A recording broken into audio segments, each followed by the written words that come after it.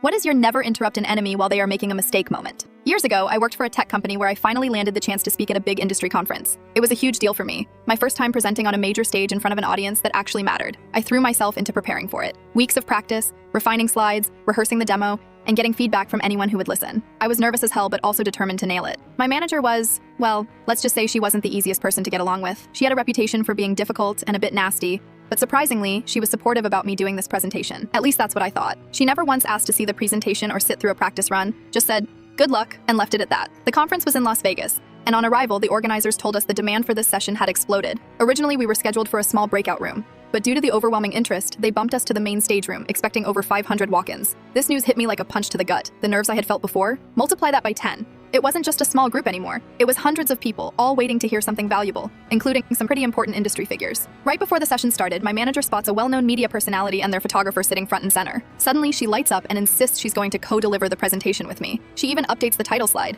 putting her name front and center, as if she was the star of the show. I was fuming inside. I had poured my soul into this presentation, and now she wanted to hijack it to shine for some media attention. There was nothing I could do but grit my teeth and let it happen. We walk out on stage, and she kicks things off with an intro that's okay, nothing spectacular. Then I start going into the meat of the presentation. Technical, detailed, a live demo I had practiced until I could do it with my eyes closed. But almost immediately she starts interrupting. Not just little interjections, but talking over me, correcting me, changing the flow. It turned the presentation into a confusing mess, like one of those chaotic morning talk shows where everyone talks at once, and you can't follow a single thread. Her interruptions were so off the mark, it was clear she hadn't prepared at all. She stumbled through the slides, mispronouncing technical terms and skipping over key points. The audience's energy shifted. People were confused. Some started looking at their phones or whispering. The live demo, the part I had put the most work into, was coming up. This was my moment to shine, to show everyone why I was there. She hit the live demo slide and froze, literally stopped moving, staring at the screen like she had no idea what to do next. The room was silent except for the faint hum of the projector. I caught her eye and she looked like she wanted me to jump in and save her, but I didn't. I just let her stand there, helpless,